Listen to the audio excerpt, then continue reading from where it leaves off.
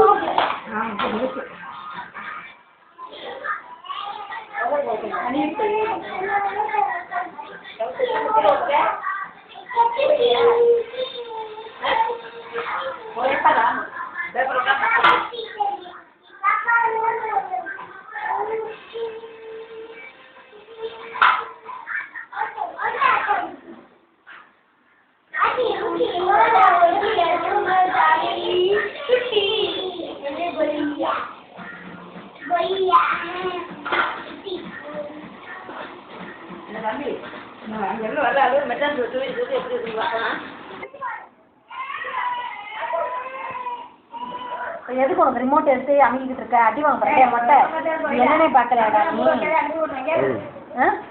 பெருசா இருக்கா? பெருசா ஆகுதா? அப்படியே தான் இருக்கா?